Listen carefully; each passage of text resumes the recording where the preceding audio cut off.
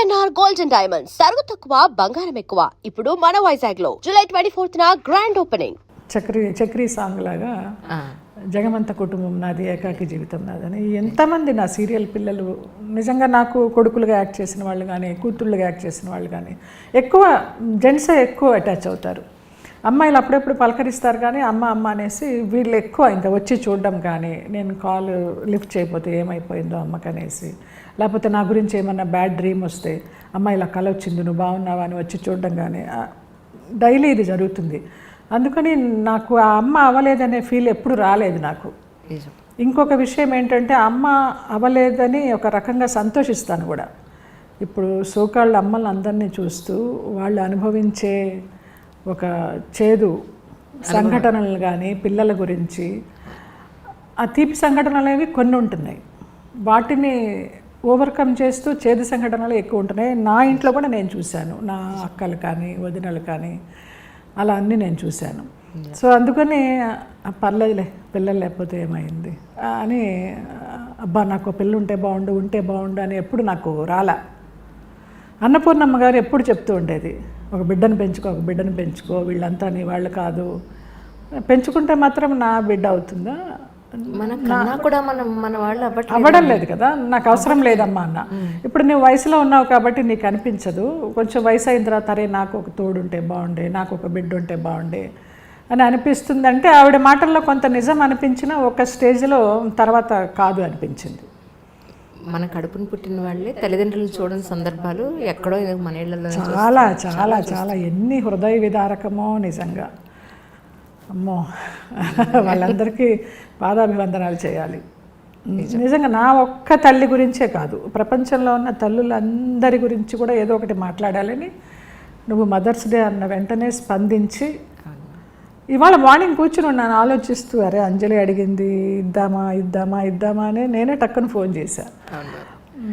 ఇవాళ కుదురుతుంది ఆ పంట పండింది అనుకున్నా మీ దగ్గర నుంచి కాల్ వచ్చేటప్పటికి.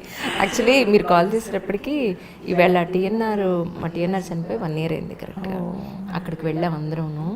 కానీ మీ కాల్ రావడం నాకు చాలా సంతోషం. అమ్మయ్య ఎన్నాళ్ళకి ఎప్పటి నుంచో ఎదురు చూస్తాను ఒక ఫోన్ కాల్ నాకు ఈరోజు వచ్చింది. అదే టీఎన్ఆర్ గురించి వచ్చింది కాబట్టి మన కొరటాల శివగారిని మహేష్ బాబు మూవీకి ఇంటర్వ్యూ చేస్తూ జయలలితని స్పీకర్గా ఎలాగ వేశారండి, ఆవిడ వ్యాంప్ వేషాలు వేశారు, ఆవిడకి జనాల్లో ఒక రకమైన ఇమేజ్ ఉంది కదా అంటే, ఆయన దాన్ని ఖండిస్తూ తను చీర కట్టులో నాకు అమ్మతనం కనిపిస్తుంది అని చెప్పారు. అస్సలు నిజంగా నాకు అదేదో సక్సెస్ మీట్ ఫంక్షన్లోనే వెళ్ళిపోయి నేను మళ్ళీ జన్మంటూ ఉంటే నాకు కొరటాల శివగారు నా కడుపున బిడ్డగా జన్మించాలి అనేసి నాకు ఒక ఫీల్ వచ్చేసింది.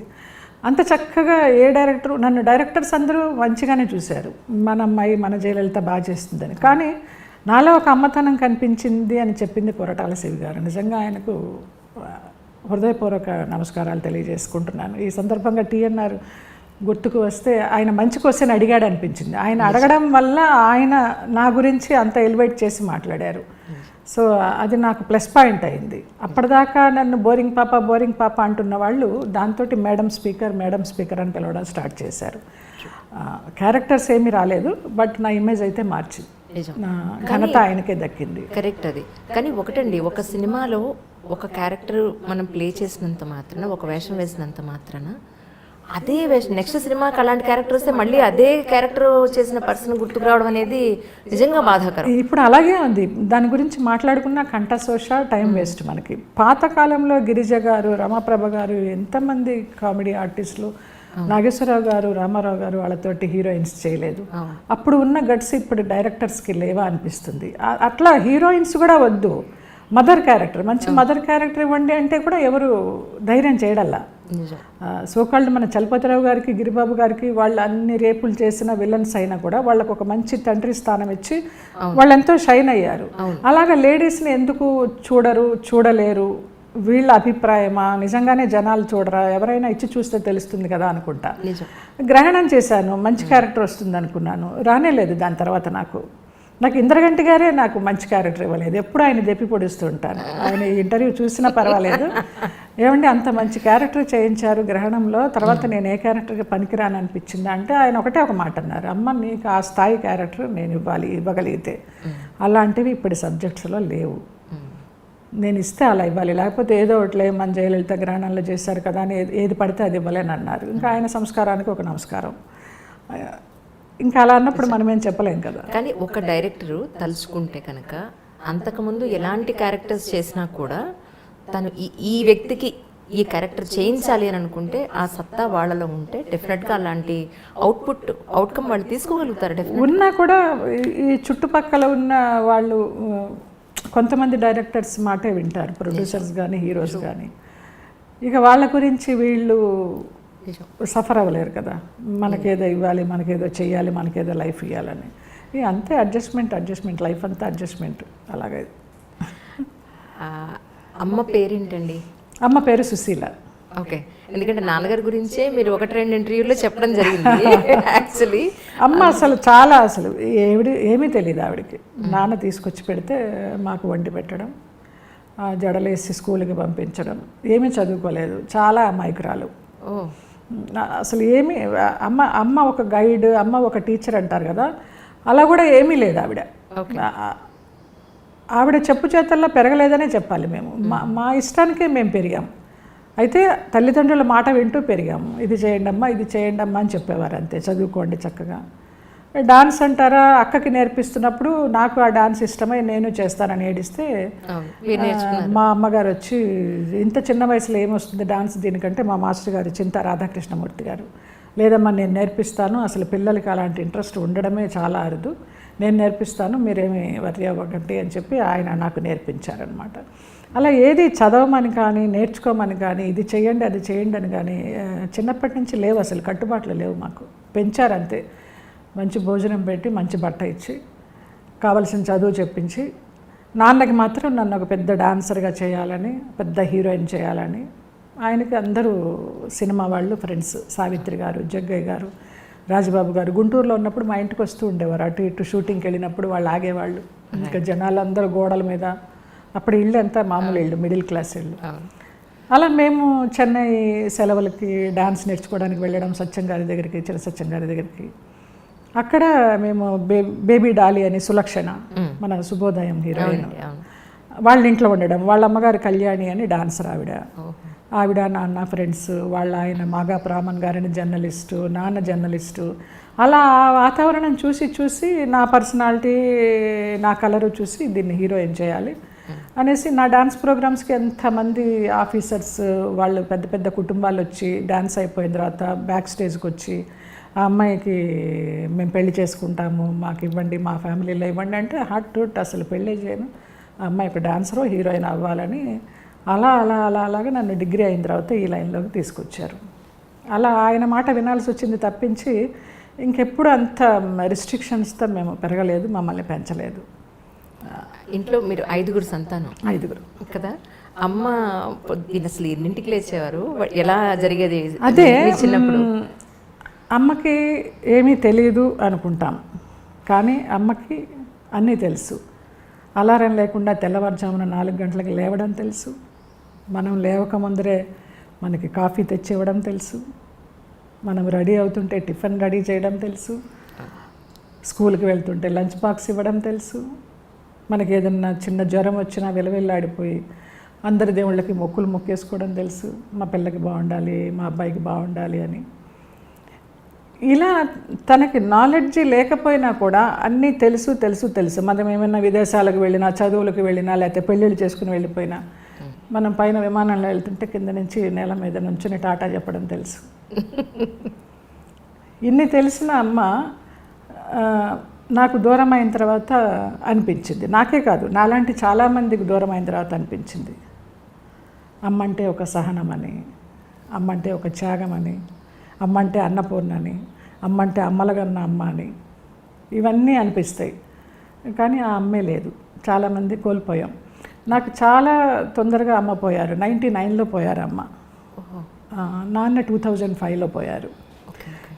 తన వల్ల నాకేమీ జరిగింది ఏమీ లేదు, లాభం కానీ నష్టం కానీ చక్కగా ఒంటి నిండా నగలు వేసుకొని అలా లక్ష్మీదేవిలో కూర్చుని ఉండేదన్నమాట. కూర్చొని అన్నీ గైడ్ చేస్తూ ఉండేది. ఇంకా గైడ్, టీచర్, ఫిలాసఫర్, అందరి అమ్మలు, నా అమ్మే కాదు అందరి అమ్మలు అంతే. సో ఆ అందరి అమ్మలకు గురించి ఎంత చెప్పినా తక్కువే. నేను పెళ్లి చేసుకుని వెళ్ళిపోయినప్పుడు అమ్మ నాన్న నేను మళ్ళీ తిరిగి వచ్చేయాలని పూజలు చేశారు. మా బిడ్డ మాకు కావాలని. అది స్వార్థమా లేకపోతే ఇంకొకటా అనేది పక్కన పెడితే నిజంగా వాళ్ళ పూజలు ఫలించి నేను తిరిగి వచ్చేసాను. నేను 1 సంవత్సరం కూడా కాపురం చేయాల మలయాళం మా వారితోటి. 7 years లవ్. అప్పుడు కూడా చేసుకోవాలనే ఉద్దేశం లేదు, చూద్దామని అనుకున్నాను.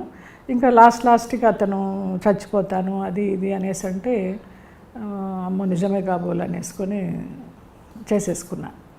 అమ్మ వాళ్ళు ఏదో నామకే వస్తే వచ్చినట్టు వచ్చి 2 అక్షంతలు వేసి భోజనం కూడా చేశారో లేదో తెలియదు. కేరళలో జరిగింది నాది, చోటానికరమ్మ, కొచ్చిన్లో. చాలా మహిమగల అమ్మ. మరి ఆవిడకి నచ్చలేదు. 1 సంవత్సరం తిరగకుండానే విడిపోయాం. అలా వాళ్ళు కూడా పూజలు చేశారట, చెప్పారు వచ్చాక, మా పూజలు ఫలించాయి నువ్వు తిరిగి వచ్చావని. అప్పుడు నేను సంతోషించాలా విచారపడాలా నాకేం అర్థం కాల. సరే ఇంకా వీళ్ళకి వాళ్ళు నాకు రుణమో నేను రుణమో వచ్చేసాను అనుకున్నా. ఇంకా ఏం జరిగినా అంత మన మంచిగా అనుకున్నా. ఆ టైంలో 7 years లవ్ ఇలాగైపోయింది ఏంటి, చాలా స్టేట్మెంట్స్ ఇచ్చేసి కళ్యాణం వచ్చినా కక్కొచ్చినా ఆగదనేసి తనతో నా 100 days ఫంక్షన్స్కి అన్నీ వచ్చి అక్కమ్మగుడు సినిమాకి దానికి మిగతా వాళ్ళందరూ చూసి వీడు దొంగకోళ్ళు పెట్టేవాళ్ళలాగా ఉన్నాడు, నీకు ఎట్లా నచ్చాడు, మాకైతే నమ్మకం లేదు నువ్వు ఇతంతా ఉంటావని అని అలా అందరి దీవెనలు ఫలించాయి. వాళ్ళ సైడు తప్పుంది. సో అలా విడిపోయాం అన్నమాట. విడిపోయిన తర్వాత ఒక నైట్ ఏడుస్తూ పడుకుని ఉంటే నాకు ఇలాగ భుజం మీద చేయి వేస్తే ఒక షాక్ కొట్టినట్టు అనిపించింది. బాబా గారు తెల్ల దుస్తుల్లో ఉన్నారు. భయపడకు నేనున్నాను, నీకేం జరిగినా అంత మంచిగా జరిగింది అనేసి. అది ఒక ఇన్సిడెంట్. నాకు అసలు అప్పటికి బాబా అంటే ఎవరో తెలియదు. నాకు బాబాని పరిచయం చేసింది రమాప్రభ గారు. అది ఎప్పటికీ చెప్పుకుంటా, ప్రతి ఇంటర్వ్యూలో చెప్పుకుంటా, ఎందుకు వచ్చేస్తుంది అట్లాగా ఆసువుగా నాకు. రాజమండ్రి దగ్గర ధవళేశ్వరంలో మేము ఆర్ నారాయణమూర్తి గారి సినిమా షూటింగ్కి వెళ్ళాం. 90s ఎప్పుడో. నేను, గుమ్మడి గారు, నేను జయలలిత క్యారెక్టర్, అసెంబ్లీలో చీరలాగే క్యారెక్టర్ నాది, గుమ్మడి గారు కరుణానిధి క్యారెక్టరు, రమాప్రభ గారు ఉన్నారు అందులో. ఏదో ఒకరోజు షూటింగ్ ఆగిపోయి పద నీకు ఒక గుడి చూపిస్తానని తీసుకెళ్ళి చూపించారు. ధవళేశ్వరం 100 సంవత్సరాల నాటిదంట. అప్పుడే చిన్న బాబా, నల్ల బాబా విగ్రహం. ఆహా ఈయన బాబా అంటే అనుకున్నాను. తర్వాత నాకు మా వారికి డిస్ప్యూట్స్ వచ్చే టైంలో తను నీ మొహాన్ని యాసిడ్ పోసేస్తాను, నువ్వు ఎట్లా మీ ఇంటికి వెళ్తావో చూస్తాను అని నా లగేజ్ని నన్ను పెట్టేసి ఒక రూమ్లో పెట్టి తాళం వేశారు. తాళం వేస్తే అప్పుడు ఏడుస్తూ పడుకుంటే ఒక అంబాసిడర్ కార్లో తను మా ఆయన తీసుకెళ్ళిపోతున్నాడట చంపడానికి. అప్పుడు ఆరెంజ్ కలర్ దుస్తుల్లో కాషాయ వస్త్రంలో నిలువెత్తు బాబా ఆ అంబాసిడర్ కార్ని ఇట్లా ఒక చేత్తో ఆపి డోర్ తీసి నన్ను తీసుకొని గబగబా వెళ్ళిపోయారు. కట్ చేస్తే మర్నాడు మార్నింగ్ పుట్టింటికి వచ్చేసారు. పరచూరు గోపాలకృష్ణ గారు, చలపతిరావు గారు వీళ్ళందరూ సహాయం చేసి అక్కడ విరుగంబాకం పోలీస్ స్టేషన్లో పోలీసులను పంపించి ఆ అమ్మాయి ఇలాగా అపాయకరంగా ఉంది, మీరు వెళ్ళి ఇది చేయాలంటే అట్లా బయటకు వచ్చా. అట్లా 2 సార్లు బాబా కనిపించారు నాకు. బాబా అంటే ఎవరో తెలియదు, నమ్మకం లేనప్పుడు. ఇంకా ఇప్పటిదాకా ఈ రోజు దాకా ఆ బాబానే నాకు జీవితం అయిపోయారు. తుమ్మినా దగ్గినా బాబానే. ఏమైనా చేయాలంటే చిట్లు రాస్తా, ఆయన దగ్గర వేస్తా, చేయనా వద్దా, వెళ్ళనా వద్దా, ఏదొస్తే అది అనుసరిస్తా. అలాగైపోయింది ఆయన. ఆ తర్వాత ఎప్పుడు కనిపించలేదు నాకు కలలో ఆయన, ఎప్పుడు కనిపించలే. చాలాసార్లు షిర్డీ వెళ్ళాను, నుంచుంటాను, ఆయనతో చెప్పుకుంటాను, ఏదో ఏడుస్తాను, కానీ మళ్ళీ నాకు అట్లా కనిపించలేదు ఆయన, అంత నిదర్శనం చూపించలా. చాలామంది అంటారు పారాయణం చదివే వాళ్ళు నమ్మకం వచ్చాక ఇంకా కనిపించరు, నమ్మకం లేనప్పుడే కనిపిస్తారు అనేసి. అదే నిజమే కాబోలనుకున్నా. అట్లా. సో అమ్మ గురించి నాకేం చెప్పాలి అసలు. ఆవిడ ఇలా ఉండాలి అలా ఉండాలని. లోయర్ మిడిల్ క్లాస్ మామూలుగానే పెరిగాము, ఏమి పెద్ద కోరికలు లేకుండా. అలాగనే సినిమాల్లోకి వచ్చిన తర్వాత కూడా నేను సంపాదిస్తూ ఉంటే నేను ఏదైనా నగ కొనుక్కుంటే నాకు కూడా ఆ నగ కొనిపెట్టు, నేను ఏదైనా చీర కొనుక్కుంటే నాకు కూడా ఆ చీర కొనిపెట్టు అని అట్లా చిన్నపిల్లలాగా నాతోటి. అమ్మ సెకండ్ వైఫ్ నాన్నకి. సో ఫస్ట్ వైఫ్ లలిత అని, నేను పుట్టాక ఆవిడ పేరు నాకు పెట్టారు నాన్న, లలిత అని. తర్వాత స్కూల్లో వేసేటప్పుడు 1వ తరగతిలో అంతకు ముందరే కొంచెం ఊహ తెలిసి తెలియని టైంలో కథానాయకుడి సినిమా చూశాను నేను, బళ్ళో చేరక ముందర, ఎన్టీ రామారావు గారు, జయలలిత గారు. సో బళ్ళో వేయడానికి వెళ్ళినప్పుడు ఏంటమ్మా నీ పేరు అంటే నాన్న లలిత అని చెప్పబోతుంటే జయలలిత అని చెప్పేసా. ఓహో, 6వ సంవత్సరం. ఓకే. అలాగే జయలలిత అయిపోయా 1వ తరగతి నుంచి. చెన్నై వచ్చిన తర్వాత నన్ను పేరు మార్చుకోమని జయలలిత గారి పార్టీ సభ్యులు ఎవరైతే ఉన్నారో, వ్యాంపు వేషాలు వేస్తున్నావు, కామెడీ వేషాలు వేస్తున్నావు, అమ్మ పేరు పెట్టుకొని ఈ వేషాలు వేయడానికి వీల్లేదంటే నాకు చాలా ఇష్టం. అసలు నాకు ఊహ తెలియక ముందరే నేను ఆవిడ సినిమా చూసి పెట్టుకున్నాను. ఆవిడ నేను నేరుగా చూడలా, చెన్నైలో ఉన్నా కూడా. సో మీరు ఏం చేసుకుంటారో చేసుకోండి, నాకు ఇష్టం, నేను ఇదే పేరు ఉంచుకుంటాను. దాంతో నాకు తమిళ సినిమాలు రాలేదు. అలాగా తమిళ సినిమాలో అవాయిడ్ చేశారు. నా కో ఆర్టిస్టులు ఎవరైనా నాతో యాక్ట్ చేయాలని పక్క సెట్కి వెళ్ళి జయలలితతో యాక్ట్ చేశానని చెప్పడానికన్నా వాళ్ళు భయపడేవారు అప్పుడు. ఆ పరిస్థితిలో ఉంది ఆవిడ అమ్మ అప్పుడు. సో అలాగా జయలలిత అయిపోయాను. అంటే మీ పెళ్ళప్పుడు కానీ తర్వాత మీ పెళ్ళి తర్వాత మళ్ళీ మీరు అమ్మవాడితో కలిసి ఉన్నప్పుడు కానీ అప్పుడుగా అంటే మా ఫస్ట్ నాన్నగారు చేసుకున్న అమ్మ కానీ తర్వాత చేసుకున్న వీరు కానీ ఎప్పుడైనా మీకు అసలు ఏమైనా చెప్పిన సందర్భం ఏదైనా ఉందా? అంటే ఇలా కాదు, ఇలా ఉండు, నువ్వు అమ్మాయి పద్ధతి ఇలా అస్సలు లేదమ్మా, అస్సలు నో గైడెన్స్. అదే చెప్తున్నాను కదా, ఒక గాలికి పెరిగామని చెప్పచ్చు. అంటే చూసుకున్నారు అంతే. ఇక్కడ స్కూల్ ఇంటి దగ్గర తలదించుకొని రిక్షా ఎక్కామా, మళ్ళీ స్కూల్లో దిగామా, మళ్ళీ రిక్షా కరెక్ట్గా ఉంటుంది, మళ్ళీ ఆ రిక్షాలో ఎక్కామా వచ్చామా, అంతే తప్పించి నాన్న నాదేశం పేపర్ రన్ చేసేవారు. 15 డేస్కి ఒకసారి వచ్చేది. మేమందరం కలిసి ఏదైనా సినిమాకి వెళితే ఫస్ట్ డే ఫస్ట్ షో చూడాలి సినిమాలు ఏవైనా. మధ్యలో ఎవరైనా వెనకాల నుంచి ఆకతాయి వాళ్ళు ఏమైనా ఇలా గోకినా, కాలు సీటు మీద పెట్టినా మేము ఇట్లా వెనక్కి తిరిగి చూసామంటే ఈయనకి డౌట్ వచ్చేసేది. ఏమైందంటే ఇలాగ చేస్తున్నారంటే పదండి అని సొగం సినిమా నుంచి వెళ్ళిపోయేవాళ్ళం. అట్లా జరిగిన సందర్భాలు తప్పించి మమ్మల్ని మీరు ఇలా ఉండాలి ఇలా ఉండాలని రిస్ట్రిక్షన్తో పెంచింది కానీ, ఒక గైడెన్స్ ఇచ్చి పంపించింది కానీ, ఇదే చదవాలి ఇది అవ్వాలి ఇది అవ్వాలి అని చెప్పింది కానీ ఏమీ లేదు. ఒక్క మా నాన్నగారే నా విషయంలో నువ్వు డాన్సర్ అవ్వాలి, అది నా కోరిక అని చెప్పారు. ఆయన కోరిక తీరింది. కానీ యాక్టింగ్ సైడ్ వచ్చినప్పుడు కూడా అమ్మ వద్దు ఆడపిల్ల అనలేదు అసలు. ఏం మాట్లాడదు ఆవిడ. తన అమాయకత్వమా లేకపోతే తెలియనితనమా లేకపోతే ఆ భర్త అడుగుజాడల్లో నడవాలా ఏమైనా అనుకోండి, అలా జరిగింది. ఇప్పుడు జనరల్గా మనకి పెళ్ళైన తర్వాత లేదా కొంత మెచ్యూరిటీ వచ్చిన తర్వాత ఇంట్లో వంట కానీ, క్లీనింగ్ కానీ, లేకపోతే ట్రెడిషన్ కానీ, ఏదైనా పండగలు పబ్బాలు వచ్చినప్పుడు అమ్మ ఇలా చేసేది ఇది ఇప్పుడు నేను చేయాలి అనే ట్రెడిషన్ ఏదైనా ఒక సంస్కృతి సాంప్రదాయం అమ్మ నుంచి మీరు నేర్చుకున్నదంటే ఏం చెప్తారు? ఏమీ లేదు. Is it? జీరో. నేను ఇంతవరకు వంటింట్లోకి వెళ్ళి స్టవ్ అంటించలేదు. నాకు 2 వదినలు 2 అక్కలు, అందరం ఉమ్మడి కుటుంబం, 14 మంది చెన్నైలో ఉండేవాళ్ళం. నేను షూటింగ్లకు వెళ్ళి సంపాదిస్తూ ఉండేదాన్ని, చాలా బిజీ ఉండేదాన్ని, డాన్స్ ప్రోగ్రామ్స్ చేస్తూ బిజీగా ఉండేదాన్ని. ఎప్పుడైనా వంటింట్లోకి వెళ్ళినా కూడా నువ్వెందుకు వంటింట్లోకి వస్తావు, వెళ్ళి రెస్ట్ తీసుకునేవాళ్ళు. అసలు రేపు పొద్దున ఏదైనా అవసరం వస్తుంది, అత్తవారింటికి వెళ్ళాకో లేకపోతే ఇది ఒంటరిగా ఉండిపోయి చేసుకోవాల్సి వచ్చిన సందర్భం వస్తుందని ఎవరూ ఆలోచించలేదు, నాకు అస్సలు లేదు. అది నేను ఒక ఏదో డబ్బు సంపాదించే యంత్రంలాగా అయిపోయినా నేను. అంత ఎఫెక్షన్స్, అంత ఎథిక్స్, వాల్యూస్ అలా అంత పరిసరాల్లో నేను పెరగల. మనకి వచ్చిన విద్య ఒకటే, వెళ్ళాలి, యాక్ట్ చేయాలి, కుటుంబాన్ని చూడాలి, అంతే. ఎవరు నాకు నేర్పించలా. ఇప్పటికి కూడా అందరూ అంటారు ఎలాగా నువ్వు ఒక్కదానివి, ఎవరైనా నా మామయ్య కొడుకుంటాడు నాతోటి, భాస్కరు. మార్నింగ్ లేస్తే 4 గంటలకు పూజ అయిపోతుంది వాడిది బ్రహ్మీ ముహూర్తంలో. ఇక నేను ఎప్పుడు లేస్తే అప్పుడు షూటింగ్ ఉంటే పెందరాడే లేచి ఒక దండం పెట్టుకుంటాను, లేకపోతే ఎప్పుడు లేస్తే అప్పుడే దండం. పూజలు పునస్కారాలు చేయడం కానీ, చెన్నైలో ఉన్నప్పుడు బాబా హారతులు 4 చేసేదాన్ని.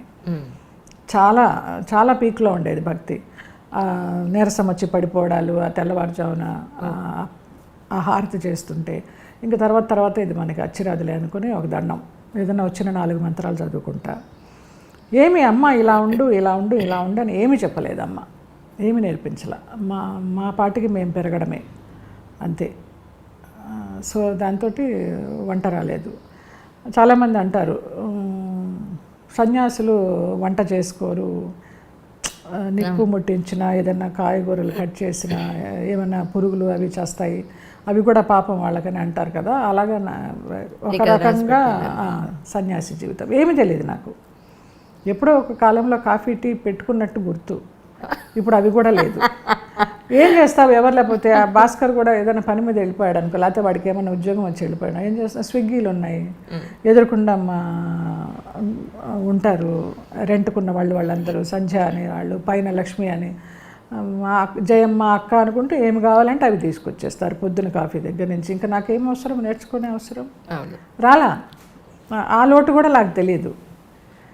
ఇప్పటికీ నా జీవితము వరమా శాపమా అనుకుంటా నాకే అర్థం కాదు, కన్ఫ్యూజ్. ఒక్కొక్కసారి నాకు నన్నే భుజం తట్టుకుంటా, వరమే నీ జీవితం అనేసి. నిజంగా మ్యామ్, నేను రీసెంట్గా ఒక స్వామీజీని ఇంటర్వ్యూ చేసినప్పుడు పిల్లలు లేని చాలా బాధపడుతూ ఉంటారు అంజలి గారు. పిల్లలు అనేది రుణం, ఎవరికైనా మన రుణం ఉంటేనే మనకి పుడతారు. మనం ఎవ్వరికీ రుణం లేము అని అనుకుంటే, మీరు ఎవ్వరికీ ఒక్క 0.1% కూడా మీరు రుణం లేరు అనుకుంటే మీకు పిల్లలు ఉండరు, అంతే. దానికోసం మీరు వెతుకులాట అక్కర్లేదన్నారు. అవసరం లేదు, నిజమే. అది ఎప్పటి నుంచో ఉంది కదా, రుణానుబంధ రూపేణ పశుపత్ని సుతాలయ. అవునండి, అంతే. ఇక అన్న కొడుకులు, అక్క కూతుళ్ళు, అక్కలకు అందరు కొడుకులే, అన్నకే ఆడపిల్లలు, మేనగోడళ్ళు, 2 మేనగోడళ్ళు నాకు. పెద్దన్నయ్యకి ఇద్దరు కూతుళ్ళు, రెండో అన్నయ్యకి 2 కూతుళ్ళు, పెద్దవాడికి 1 కొడుకు, అక్కకి 2 కొడుకులు, ఇంకొక అక్కకి 1 కొడుకు. అలాగందరూ మా పిల్లలే. ఇంకా కోడళ్ళు వాళ్ళందరూ కూడా బాగా చూసుకుంటారు, జయత్తయ్య అనుకుంటూ. వాళ్ళతోటే ఇంకా ఏదన్నా ఫంక్షన్స్ అంటే చెన్నై వెళితేనో వాళ్ళని చూసుకుంటూ ఉంటా. వాళ్ళకి ఏదైనా పెళ్ళిళ్ళు అయితే నాకు తోచింది ఇస్తాను, ఆ శక్తికి తోచింది. ఆ పిల్లలకి చదువులు చెప్పించడము. ఈ 2 మేనగోడళ్ళు అంటే బాగా పెట్టనమాట. ఇక వాళ్ళ కోసం నేను వెళ్ళిపోవడము, వాళ్ళని ఇక్కడికి పిలిపించుకోవడము అలా చేస్తూ ఉంటా. అలా కాలక్షేపం చేస్తా. రింగ్ టోను పాట వినగానే ప్రస్తుతానికి మీ మానసిక స్థితి అదేనా అనిపించింది నాకు. ఆ పాట నేను చాలాసార్లు వింటానండి రేడియోలో, కార్ డ్రైవింగ్ అప్పుడు. అసలు నిజానికి కూడా ఆ సినిమాలో ఆ పాట ఎంత డెప్త్ ఉంటుందో, బాలసుబ్రహ్మణ్యం గారు పాడిన పాట. నాకు ఈ మధ్యనే తెలుసు ఆ పాట. విన్న తర్వాత ఇందులో ఇదని వెంటనే ఏదో పాడుతూ తీయగలనే సంథింగ్ జీ సరిగమపాలోనే ఎందులోనో పాడుతుంటే వాళ్ళు విని వెంటనే వింక్ మ్యూజిక్ ఓపెన్ చేసి అది వెతికి వెంటనే దాన్ని పెట్టేసుకున్నా. ఎంత బాగుందో నిజంగా. మనకి మనమే సమాధానము, మనకి మనమే ప్రశ్న, మన సమస్యను మనమే విడగొట్టుకోవాలి. ఎవరు ఏం చేయలేరు. ఇది చెయ్యి అని సలహా ఇస్తారు, కానీ అది వినడానికి మనకి టైం సరిగా ఉండాలి. మన టైం బాగుంటే వింటాం, లేకపోతే మన స్వయంకృత అపరాధం, ఏం చేయాలో అదే చేస్తాం. అది ఎంత ఇష్టమో నాకు ఆ పాట. నిజంగా అసలు ఆ సినిమాలో కూడా చాలా డెప్త్ ఉంటుంది. ఇంత మంచి పాట ఉందా ఇందులో అనుకున్నాను. కొత్త బంగారు లోకంలో. ప్లస్ ఇంకోటి ఏంటంటే ఆ పాట ఎవ్వరు విన్నా సరే వాళ్ళ జీవితానికి వాళ్ళు అన్వయం చేసుకుంటారు. అవును, అంత బాగుంటుంది పాట అది. అవును, ఒక మోటివేషన్ సాంగ్ అని చెప్పచ్చు అది. అవును, ఎవరి మీద డిపెండ్ అవ్వకుండా మనకి ధైర్యం వస్తుంది. అవును, జీవితం ఇదా అనిపిస్తుంది. అన్ని రకాల భావాలు కలగలిపి వస్తాయి ఆ పాట విన్నామంటే. కానీ మేబీ ఆల్మోస్ట్ అన్ని ఇంటర్వ్యూస్ చూసానండి, ఆ 4-5 అలీతో సరదాగా కానీ ఆయనతోటి 2 ప్రోగ్రాములు చేశారు మీరు. అవును, ఆ తర్వాత చేసిన ఇంటర్వ్యూస్ కానీ చెప్పినప్పుడు ఒక్కసారి మీరు క్లాసికల్ డాన్సర్ అవ్వాలనుకున్నారు, క్యారెక్టర్ ఆర్టిస్ట్ అయ్యారు. సరే, జీవితంలో ప్రతి ఒక్కళ్ళకి స్ట్రగుల్స్ ఉంటాయి. నమ్మాం, మనుషులు అన్నాక నమ్మకుండా ఎలా ఉంటాం, నమ్ముతాం, నష్టపోయాం.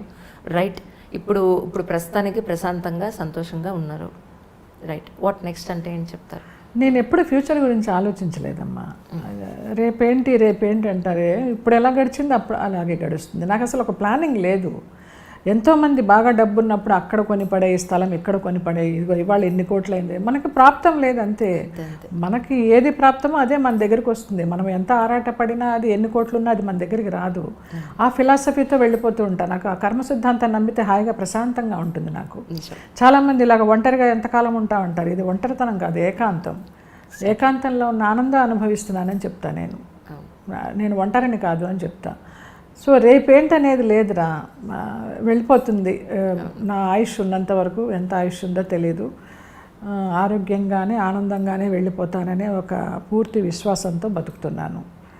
అలాగే జరుగుతుందని అనుకుంటున్నాను. ఫ్యూచర్ ప్లాన్స్ అయితే ఏమీ లేవు, లగ్జరీస్ ఏమీ లేవు. ఇప్పుడు అనుకోవడానికి కూడా డబ్బు కూడా లేదు. ఉన్న ఫ్లాటే ఉంది నాకు, 2 పూట్ల తినడానికి ఉంది, ఎవరన్నా వస్తే పెట్టడానికి ఉంది. ఒక కుక్క నాకు రోజు వస్తూ ఉంటుంది ఇంటి ముందరికి. మా వాడి అలవాటు చేశాడు భాస్కర్. అది మా ఇంట్లోనే పుట్టింది కింద సెల్లార్లో. అది ఇప్పుడు ఇంత పెద్దదైంది. దాన్ని దత్తుడు అని పిలుస్తూ ఉంటాను నేను. వచ్చేసి కరెక్ట్గా కూర్చుంటుందమ్మా. సాయంత్రం 6 గంటలప్పుడు దీపాలు పెట్టేవేళ ఇంకా దానికి పెరుగన్నమో పాలన్నమో ఏదో ఒకటి పెట్టేసి మంచినీళ్ళు పోస్తే తాగేసి వెళ్ళిపోతుంది అంతే. ఎంత కాలంగా జరుగుతుందో ఇది. నాకు అదొకటి చాలా విచిత్రం అనిపిస్తుంది. అది రాకపోతే చూస్తూ ఉంటా, ఇదేంటి ఇవాళ రాలేదు దత్తుడు అనుకుంటా. మా వాడిని అడుగుతా, ఏంటో దత్తుడు రాలేదంటే ఏమో ఎక్కడన్నా దొరికిందేమో దానికంటాడు. అక్కడ ఉన్నాం మీకు, అక్కడ ఉంది నిజంగా. ఏంటో చిన్న చిన్న ఆనందాలు అంతే, పెద్దగా ఏమీ లేవు.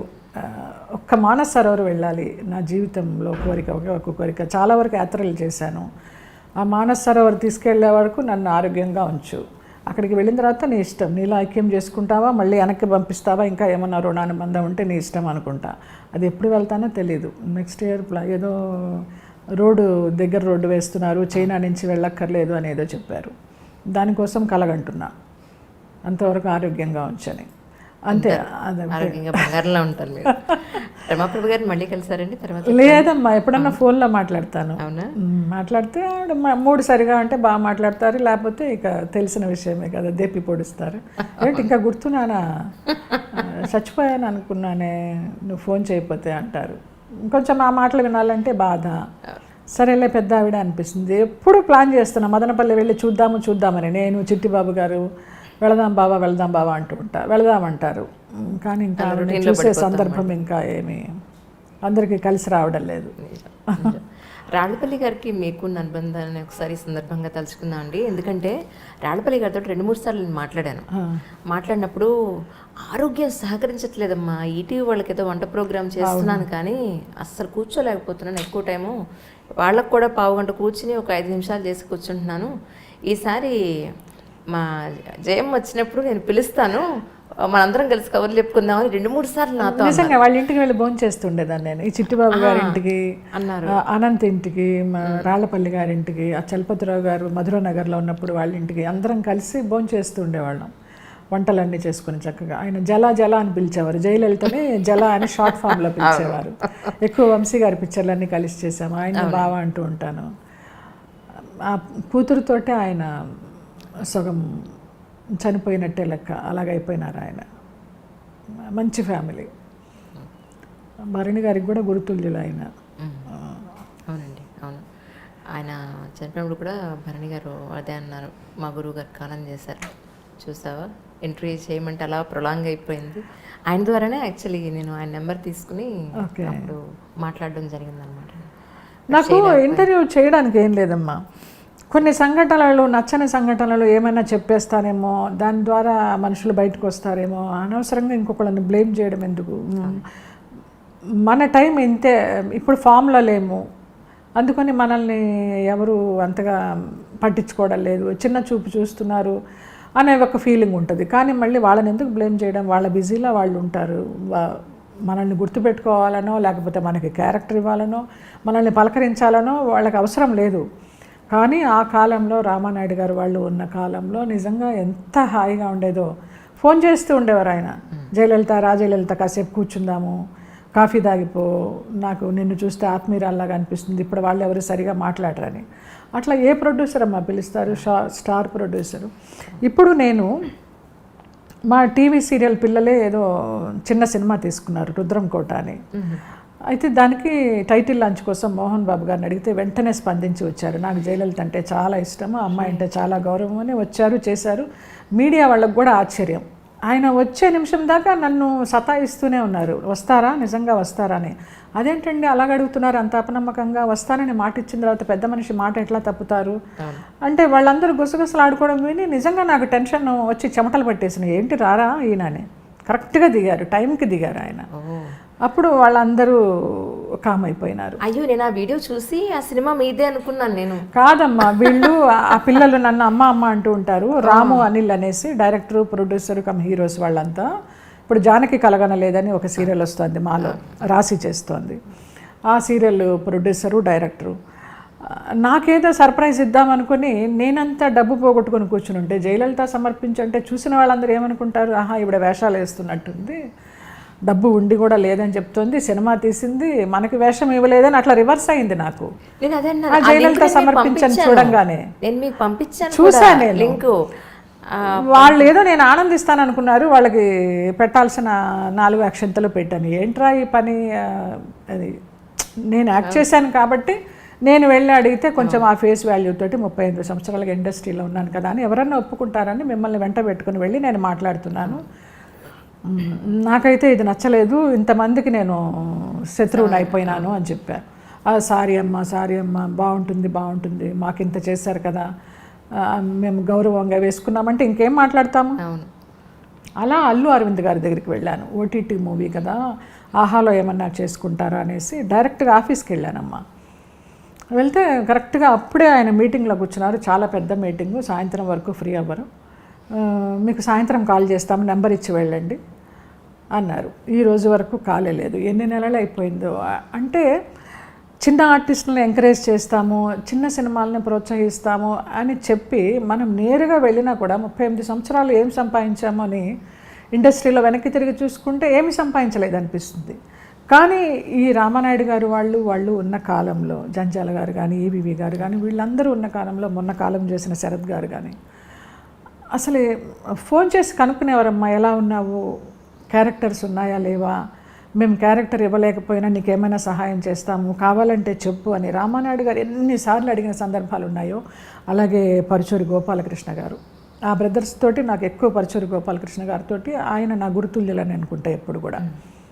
ఆయన ఫోన్ చేస్తారు, నా వాయిస్లో చిన్న తేడా ధ్వనించిందంటే ఆయనకి వెంటనే వీడియో కాల్ చేస్తారు, ఎక్కడున్నావు, ఏమైంది, నీ వాయిస్ ఏంటో బాగాలేదని. అంత కొంతమంది, చాలా అతి తక్కువ మంది సోల్మేట్స్ అలా ఉండేవారు. ఇప్పుడు ఏమైపోయినాయి అవన్నీ, నేరుగా వెళ్ళినా కూడా పంపించేస్తున్నారే, మాట్లాడడం లేదే అనే బాధ ఉంటుంది. అప్పుడు ఏం సంపాదించామంటే డబ్బు ఎంత సంపాదించానో తెలియదు, జయలలిత మన పిల్ల అనే అభిమానం సంపాదించానని చెప్పుకునేదాన్ని గర్వంగా. ఇప్పుడు అది చెప్పుకోవడానికి కూడా లేదు. అసలు ఎవరు బిజీ, ఎంత బిజీ అయితే మాత్రం వాళ్ళు ఒక సమానమైన స్టేటస్లో ఉన్న వాళ్ళు కలవడం లేదా? అంటే చిన్న స్థాయి వాళ్ళు అంటే ఏమన్నా చిన్న చూపా? నిజంగానే వాళ్ళు బిజీలో ఉండే ఏంటి నువ్వు 38 సంవత్సరాలు ఉన్నావు ఇండస్ట్రీలో, ఏ మేనేజర్ని అడిగినా నీకు ఇస్తారే అపాయింట్మెంటు? ఎవరు ఇవ్వడం లేదు. ఎందుకు అబద్ధం చెప్పాలి? అడుక్కోవాల్సి వస్తుంది. చిరంజీవి గారిని కలవాలనో, అల్లు అరవింద్ గారిని కలవాలనో, ఇంకొకటనో ఇలా అడుక్కోవాల్సి వచ్చి చివరికి వాళ్ళకి నేను చాలా స్ట్రాంగ్ వార్నింగ్ ఇచ్చా. మీ దగ్గర డబ్బులు ఉంటే ఏదైనా స్థలాలు కొని పడేసుకోండి, మీ పిల్లలకి ఎఫ్డీలు వేసుకోండి. ఇలాగ సినిమాలు తీసి ఇంతమందిని నేను అడిగి లేదనిపించుకోవడం అనేది నా జీవితంలో నేను జీర్ణించుకోలేని విషయం. నాకు లేకపోయినా పర్వాలేదు, మాట పడను నేను. ఒక పైసా తక్కువైనా కూడా, ఒక రూపాయి తక్కువైనా ప్రొడ్యూసర్ మర్యాదగా చూసుకొని నాకు ఆ వేషం ఇస్తేనే నేను చేసేదాన్ని. నాకు టైంకి భోజనం పెట్టండి, మంచి భోజనం. నేను వెజిటేరియన్ని, నాకు ఒక రూపాయి తక్కువైనా పర్వాలేదు, మర్యాద తక్కువ అవ్వకూడదనే చేశాను నేను. ఈ చేసిన 750 సినిమాలు కానీ 800 సినిమాలు కానీ వాళ్ళు అలాగే చూసుకున్నారు. ఇప్పుడు లేదమ్మా, అసలు పెద్ద ఆర్టిస్ట్ లేదు, చిన్న ఆర్టిస్ట్ లేదు, పెద్ద ప్రొడ్యూసర్ లేరు, చిన్న డైరెక్టర్ లేరు, ఎవరు అసలు. నేను రాఘవేంద్రరావు గారి దగ్గరికి వెళితే నాకు ఒక సాంగ్ ఆడియో ఓపెన్ చేసి పెట్టాలండి మీరు సాంగ్ అంటే వెంటనే ఒప్పుకున్నారు. ఒప్పుకొని ఆయన కాసేపు నాకు క్లాస్ ఇచ్చారు. ఎవరిని నమ్మద్దు జయలలిత, నా పక్కన వీళ్ళందరూ వచ్చారు, డైరెక్టరు, ప్రొడ్యూసర్, హీరో ఎవరైతే వీళ్ళని కూడా నువ్వు నమ్మద్దు అన్నారు. అందరినీ నమ్మేసి అయిపోయిందండి. చాలా లేటుగా చెప్పారు మీరు నాకు పాఠం. అదే అన్ని అనుభవాలు అయిపోయినాయి. ఆయన ఎక్స్పీరియన్స్లు చెప్తుంటే అంతటి దర్శకేంద్రుడు ఆయనకి కూడా ఇలాంటివా అనుభవాలు అవును. అని అనిపించింది. ఇవన్నీ మనసులో పెట్టుకొని కుళ్ళిపోలేము, కక్కేయాలి. కక్కేస్తే మళ్ళీ ఏమో అవసరమా ప్రశాంతంగా ఉన్న జీవితాన్ని మళ్ళీ అనుకొని నేను ఏ ఇంటర్వ్యూ ఇవ్వను, ఇలా వెళ్ళిపోదాం సింపుల్గా అన్నట్టుగా ఒక ఫిక్స్ అయిపోయినా మైండ్లో. ఇప్పుడు అమ్మ గురించి అన్నావు, అమ్మ గురించి ఏమొచ్చింది? 5 నిమిషాలు కూడా లేదు, మన అందుకే ఇబ్బంది పెట్టాలి. లేదు ఇదే అందరు అమ్మల గురించి నేను చెప్పేది అదొకటే. అమ్మతనానికి పాదాభివందనం. ఆ అమ్మతనం నాకు తెలియదు, కానీ రుచి చూశాను. అసలు కష్టపడుతుంటే బిడ్డల గురించి వీళ్ళు రేపొద్దున ఏమవుతారు, వీళ్ళ ఆశలు తీరుస్తారా, వీళ్ళని కనీసం కళ్ళెత్తైనా చూస్తారా అని ఆలోచనలు వెళతాయి. కానీ మొన్న స్వప్న దర్భా సిస్టర్స్ అని వాళ్ళని ఇంటర్వ్యూ చేసింది. మాటకు ముందర బంగారు తల్లులు అంటుంది, మాట వెనకాల బంగారు తల్లులు అంటుంది. నిజంగా బంగారు తల్లులకి నిదర్శనం వాళ్ళు. నేను అసలు ఆశ్చర్యపోయినాను. ఎవరో నాకు పంపించారు. ఆయన నారుమంచి గారని, ఆయన కూడా జర్నలిస్టే. నారుమంచి మా పెద్దన్నయ్యకి ఫ్రెండ్ అంట. ఆయన ఎప్పుడో కలిశారు. నాకు ఎన్ఆర్ఐ రేడియో కోసము ఉగాది శుభాకాంక్షలు చెప్పడానికి ఫోన్ చేసి ఇదంతా చెప్పారు. మీ పెద్దన్నయ్య నాకు ఫ్రెండ్ అమ్మా అనేసి. ఆయన మంచి పంపిస్తూ ఉంటారు నాకు వాట్సాప్లో. అసలు వాళ్ళకి దొరికిన పుట్టినిళ్ళు కానీ మెట్టినిళ్ళు కానీ వాళ్ళు ఏ జన్మలో పుణ్యం చేసుకున్నారో, బంగారు పూలతో పూజ చేసుకున్నారో, అరే ఇలాంటి పిల్లలు ఒక్క పిల్ల అయినా మన ఇంట్లో లేదే ఆడపిల్ల అని నాకు దుఃఖంతో ఏడ్చిన సందర్భం ఉంది. ఆ ఇంటర్వ్యూ వింటూ వాళ్ళు పాడుతుంటే అసలు ఆ గొంతెత్తి నిజంగా ఆనందంతో ఏడ్చిన సందర్భం ఉంది. ఆ దర్భా సిస్టర్స్ అంటే నిజంగా గ్రేట్. ఆ ఇంటర్వ్యూ చూస్తే అనుకున్నా నా ఆయుష్ కూడా పోసుకొని బతకండి అమ్మా మీరని. వాళ్ళ అత్తగారుల గురించి, వారి భర్తల గురించి ఎంత చక్కగా చెప్తున్నారు. అలా ఎవరికమ్మా ఇవాళ రేపు దొరుకుతున్నారు అర్థం చేసుకొని. వాళ్ళ తల్లి ఎంత గైడెన్స్ తోటి వాళ్ళని పెంచిందో అన్నట. ఇది నేర్చుకోండమ్మా, ఇక్కడ నేర్చుకోండమ్మా, ఇది చేయండి అమ్మా అనేసి. అలాగా నా తల్లి నన్ను పెంచలేదు. నేను ఇప్పుడు అదే అంటున్నాను. అప్పుడు కనుక అమ్మ సినిమాలు వద్దు ఏమొద్దు, చక్కగా మంచి ఫ్యామిలీ వస్తే పెళ్లి చేసి పంపిద్దాం అని అనుకుంటే మీరు అసలు ఎక్కడుండేవారు అనిపిస్తుంది. నేను 10th క్లాస్ ఫెయిల్ అయ్యి ఉన్నప్పుడు విశ్వనాథ్ గారి మేనల్లుడు వాళ్ళ ఇంట్లో అద్దెకున్నాము మేము గుంటూరులో. అతను మెడికల్ రిప్రజెంటేటివ్ సుబ్రహ్మణ్యం అని అమలాపురంలో చేసేవారు. వాళ్ళు వచ్చి అడిగారమ్మ సంబంధం చేసుకుంటామని. నాన్న సరే అనేసి తలకాయ ఊపి నిశ్చితార్థం రోజున రాకుండా ఎటో వెళ్ళిపోయారు. అయ్యో. అప్పుడు ఆడపల్లి వాళ్ళకి ఎంత ఇది ఉంటే మగపల్లి వాళ్ళ మాకెంత ఉండాలని ఆ సంబంధం తప్పిపోయింది. లేకపోతే ఆ 10th క్లాస్లోనే ఆ సంబంధం కుదిరి చేసేసుకొని పిల్లలతో వంట చేసుకుంటూ మొగుడికి వండి పెట్టుకుంటూ అలా ఉండేదాన్ని. అది విచిత్రం అనిపిస్తుంది నాకు. తర్వాత విశ్వనాథ్ గారు నేను మూవీలోకి వచ్చిన తర్వాత కూడా దెప్పి పొడిచిన సందర్భాలు ఉన్నాయి. పెద్దవారు ఉండాలి ఆయన ఏదో గురు బ్రహ్మలాగా. ఒక తాళి తీసి పడేసే సీను శ్రీకాంత్, లయ, ఏవిఎస్ గారితో నేను ఏవిఎస్ భార్యాభర్తలు. తాళి తీసి మొహాన్ని వేస్తుందమ్మా. అరే ఫస్ట్ టేక్ ఓకే చేసేవే, నీకు తాళి తీసేసేయడం అలవాట అని అడిగారు. టక్కున అసలు ఎంత బాధగా ఉంటుంది. ఎస్, చాలా ఆయనకు ఉండిపోయింది అది. ఆ మేనల్లుడికి సంబంధం కుదరలేదు అనేది ఉండిపోయింది. కాదు సంబంధం లేదు కూడా. అయినా కూడా అంత పెద్దవారు, అంత విజ్ఞానులు కూడా ఆ సందర్భంలో ఆ మాట అనడం నేను చాలాసార్లు తలుచుకున్నా. అది ఏమల్లా నేను మేకప్ రూమ్లోకి వెళ్ళి ఒక 2 కనీటి బొట్లు రాల్చేసి మళ్ళీ నాకు నేనే సర్ది చెప్పుకున్నా, పెద్దవారు పితృ సమానులు అనేసి. అలా నన్నేమో ఆయన ఎంకరేజ్ చేయాల. బ్రాహ్మలమ్మాయి, డిగ్రీ చదువుకున్నావు, మంచి డాన్సర్వి, మంచివాడిని చూసి పెళ్లి చేసుకోవచ్చు కదా, వేషాలు అవసరమా అని ఆయన అన్నారు. అభిమానం ఉండొచ్చు మనసులో. కానీ మిమ్మల్ని చూస్తే నాకు ఇప్పటికీ నిజం చెప్తున్నాను, అంటే మీరంటే నాకు అపారమైన గౌరవం ఉంది, ప్రేమాభిమానం ఉంది. కానీ ఇప్పటికీ నాకు 35, 38 కనిపిస్తుంది. కానీ అమ్మ నేను పిలవలేకపోతున్నాను. యాక్చువల్లీ నా ఫ్రెండ్ లేదంటే నాకు అలా అనిపిస్తారు. మీరు నిజంగా చెప్తున్నాను. అందుకని నేను మళ్ళీ జూలై 5th వస్తే 59 నుండి 60లోకి అడుగు పెడతా. అసలు ఎక్కడన్నా ఉన్నారా? మీరు ఎప్పటికీ ఇలాగే ఉండాలని కోరుకుంటున్నాను. ఈశ్వరానుగ్రహం అమ్మా, ఈశ్వరానుగ్రహం నిజంగా. నేను అలాగే నేను శరత్ బాబు గారు లాంటి వాళ్ళని చూస్తే నేను అలాగ ఆశపడతా. అబ్బా ఆయనకు నియర్లీ 70 ఎంత ఆరోగ్యంగా ఉంటారో, ఎన్ని యాత్రలైనా అలాగ నడిచెక్కుతారు ఆయన. ఎంత దూరమైనా, ఎంత కొండలైనా సునాయాసంగా. అలాంటి ఆరోగ్యాన్ని కూడా ఆయన అనుకుంటూ ఉంటాను నేను. నిజంగా భగవంతుడు. కొంతమందిని చూస్తే అనిపిస్తుంది, అది చిన్న జలస్ ఉంటుంది, అబ్బా అంత ఆరోగ్యం మనకి లేదేంటి అనిపిస్తుంది. పోనీలే వాళ్ళైనా ఆరోగ్యంగా ఉన్నారు. మనం చేసుకున్న వారికి చేసుకున్నంత మహాదేవ అంతే. కానీ ఒక డ్యాన్స్ స్కూల్ కూడా పెట్టాలని మీరు చాలా ఆశపడినారు. అనుకున్నానమ్మా. అప్పుడు ఆ వ్యాంపు వేషాలు వేయడంతో పేరెంట్స్ పిల్లల్ని ఎంతవరకు పంపిస్తారో, ఈవిడేం క్లాసికల్ డాన్స్ నేర్పుతుందో, నాకు నేనే ప్రశ్న. బాలసుబ్రహ్మణ్యం గారి పాటలాగా నాకు నేనే సమాధానం. వద్దులే మళ్ళీ వాళ్ళు ఏమన్నా అనుకుంటారు అనేసి. శోభానాయుడు గారితో బ్యాలేస్ మొదలుపెట్టాక ఈ వెంకటేశ్వర స్వామి లాగా, కృష్ణ తులాభారంలో కృష్ణుడిలాగా ఇవన్నీ వేసి నేను మేకప్ తీసేదాకా వాళ్ళకి తెలిసేది కాదు జయలలిత ఈ వేషం వేసింది అని. అది నేను ఎప్పుడు శోభానాయుడు గారిని, మేడం నాకు ఒక లేడీ గెటప్ ఇవ్వండి, ఈసారి సత్యభామ కానీ ఏదైనా పద్మావతి కానీ ఇవ్వండి అంటే ఆవిడ సస్సేమిరా, ఆవిడ ఆకలింపు చేసేసుకున్నారు ఆ క్యారెక్టర్లన్నీ. ఎప్పుడు జెంట్స్ క్యారెక్టర్లో ఇచ్చేవారు కానీ లేడీ క్యారెక్టర్స్ ఇచ్చేవారు కాదు. అది విసుగొచ్చి అంతా అయిపోయేదాకా గుర్తింపు రావడం లేదని అలా వదిలేశాను. ఇక ప్రాక్టీస్ వదిలేశాను. కొన్నాళ్ళు ఈ కరోనా టైంలో, కోవిడ్ టైంలో ఎదురుకుండా పిల్లలకి వాళ్ళకి డాన్స్ నేర్పారు, క్లాసు తీసుకునేదాన్ని. ఎదురుకుండా ITMI వాళ్ళంతా వచ్చి చేశారు. తర్వాత నాకు షూటింగ్స్ స్టార్ట్ అయ్యి నేను షూటింగ్స్ బిజీలో ఉన్నప్పుడు వాళ్ళ ఇంటికి రావడానికి భయపడ్డారు. మీ షూటింగ్లు అన్నీ తిరిగి వస్తుంది, ఎక్కడ కోవిడ్ వస్తుందో అని అట్లా మానేశారు. అలా ఆ ప్రాక్టీస్ పోయింది. అన్నీ అంతే, అన్నీ మధ్యస్థంగా ఆగిపోవడమే. విల్ పవర్ అనేది కంటిన్యూ అవడల్లా, అది ఎంత సాధన చేసినా అవడల్లా.